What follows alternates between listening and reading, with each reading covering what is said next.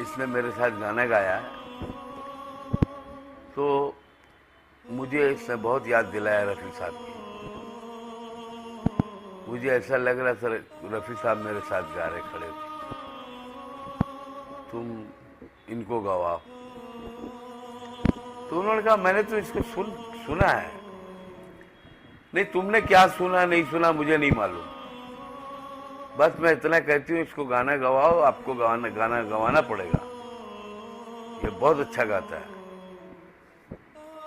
तो मैं बहुत इमोशनल हो गया अंदर से कि उनको क्या ज़रूरत थी, लेकिन देखो ये उनका बड़ापन है कि उनको इतना अच्छा लगा और उन्होंने अपना मुझे कहा कि मैं घर जाने वाली थी लेकिन मैं तुम्हारे लिए यहाँ रुक गई, और रुक के पंचम दा को रिकमेंड किया। फिर 6-7 दिन के बाद पंचम दा ने मुझे बुलाया कि ये पिक्चर बन रही है, 3D पिक्चर बन रही है, शिवा का इंसाफ। उसमें 4-5 गाने थे, पंचम दा ने मुझे वो गाना गवाया।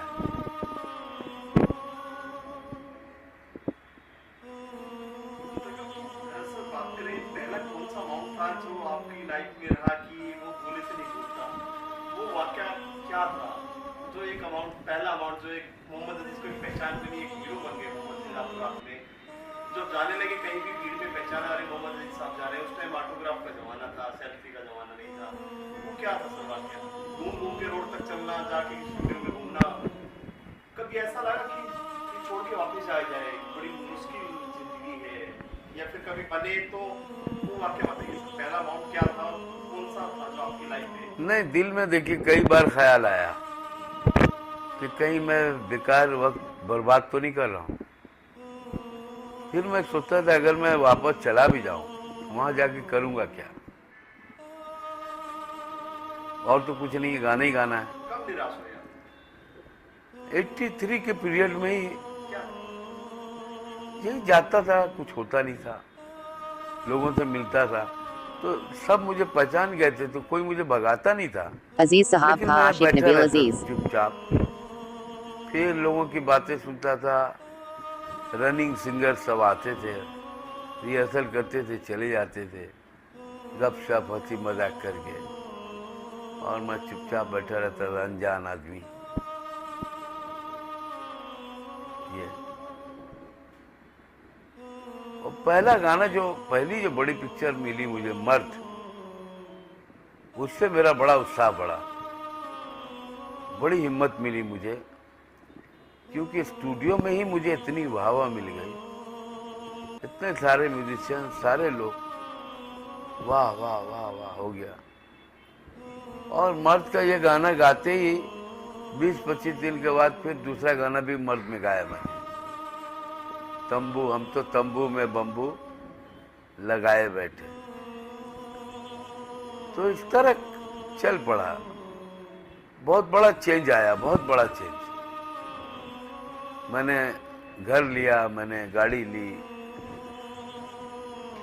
शान से, जो पहले जो शर्मा शर्मा के जाता था कलकत्ता माँ बाप से मिलने के लिए, दोस्तों से मिलने के लिए, तो मुझे, मेरे दिल में सवाल रहता था कि सब के सब मुझसे यही सवाल करेंगे, क्या हो रहा है, क्या कर रहे हो, कुछ नहीं हो रहा तो वापस आ जाओ, ये पहले होता था। मर्द के बाद कैसे स्वागत किया गया जब कलकत्ता पहुंचे कि एक अलग हीरो? नहीं, मर्द के बाद भी, हाँ, क्या रिएक्शन था पब्लिक? मर्द के बाद भी ये होने लगा। आपको याद होगा हमारे यहाँ बहुत सारे हिंदी पेपर थे, मायापुरी, फला फला, है ना, बहुत सारे हिंदी पेपर्स, फिल्मी पेपर, पहले एक फिल्म वीकली भी आती थी, स्क्रीन आती थी, हाँ, तो लोग पढ़ते थे वो। तो मुझसे जो मेरे आसपास मोहल्ले में जो लोग कभी मेरे साथ खेलते थे, उनमें कुछ लोग ऐसे थे जो खुश हुए थे बहुत, कुछ लोग ऐसे थे प्रचार करने लगे, अरे ये गाने तो वो शब्बीर कुमार के लिए गा रहा है। तो आपके सुख से भी दुखी थे? हाँ, आपके सुख से भी दुखी थे? हाँ, कि शब्बीर ये जो गाने गा रहा है अभी, ये शब्बीर कुमार के लिए डबिंग कर रहा है। ये शब्बीर कुमार को टाइम नहीं है गाने के लिए, इसलिए ये डबिंग कर रहा है। बाद में ये शब्बीर कुमार गाएंगे। इसके बाद कितनी आपको विदेशों में आपके शो होने लगे, आपके पास टाइम नहीं होता था? बहुत दबंग की इंतहा थी, आज भी है। आप कभी पवन जी मेरे साथ चलिए किसी प्रोग्राम में, चाहे यूपी हो, बिहार हो, दिल्ली हो, गुजरात हो, बंगाल हो, उड़ीसा हो, तो आप जाएंगे तो आप देखेंगे कि मेरे चाहने वाले किस तरह मुझे प्यार करते हैं, बेइंतहा प्यार करते हैं। मैं बहुत प्यार करता हूं उनसे, मेरे चाहने वालों से, क्योंकि उनका बड़ा प्यार भी मिला मुझे। उन पर कोई असर नहीं हुआ फिल्म इंडस्ट्री का।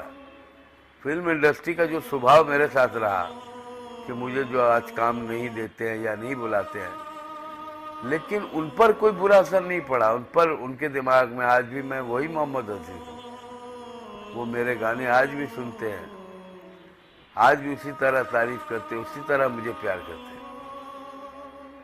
सर कहीं ना कहीं आपने हर स्टार की एक ऐसी जिंदगी बदल दी, आपने अपनी लाइफ के संतोष, पहला गाना, थोड़ा चाय पिला ना हमको यार। पहला गाना आपने गाया उनकी लाइफ का, हाँ। तो एक पहचान बनी। अनिल कपूर के लिए एजी हो जी, हर कर्म अपना करेंगे, एक से हिट फिल्में दी। तो वो जो फिल्में दी है, मैं से मीना से ना साकी से, अभी हाल ही में गाना वायरल हुआ, लेकिन लोगों को ये नहीं पता इसके पीछे की सच क्या है। जिसने गाना गाया और शख्स कौन है, गोविंदा जी को जान रहे हैं। कभी आपको कॉल आया पीछे से कि नहीं आया। ये सुनना चाह रहे हैं आपसे? ये प्रोफेसर साहब ने डांस किया, उन्होंने भी यही सोच के डांस किया कि मैं गोविंदा के गाने पे डांस कर रहा हूँ, गोविंदा के गाने पे डांस कर रहा हूँ प्रोफेसर साहब। ठीक है, गाना गाया किसने वो उसकी चर्चा नहीं है। किसी भी रियलिटी शो में, चैनल्स पे लोगों ने दबा के पैसा कमाया, डिजिटल सिनेमा ने, लेकिन किसी ने एक बार भी आपका जिक्र नहीं किया कि मोहम्मद अजीज को स्टेज पर बुलाया जाए, कि जिन्होंने गाना, रियल गाना गाया था, असली आवाज जिसकी है। कभी आपको कोई कॉल आया? नहीं आया, नहीं है। ये इसी बात का तो रोना है, इसी बात का दुख है। आपको शायद इंतजार था कोई याद करेगा। मुझे लगा था कि कम से कम इतना प्रचार हो गया, ये आदमी एक लेमैन आदमी, शौकिया डांस करने वाला आदमी, वो इतना पॉपुलर हो गया, और जिसके गाने पे हुआ है उसका कोई जिक्र ही नहीं है। आजकल जो फिल्में आ रही हैं, 90 का 90 का दशक दोबारा आ गया, तो आपको क्या लगता है? जी अगर बात करें, कभी आजकल 90 का दशक दोबारा आ गया है, कहीं ना कहीं आपके गाने चुरा के रिमिक्स पे वही गाने 50 फिल्मों में, 60% फिल्मों में यूज किए जा रहे हैं।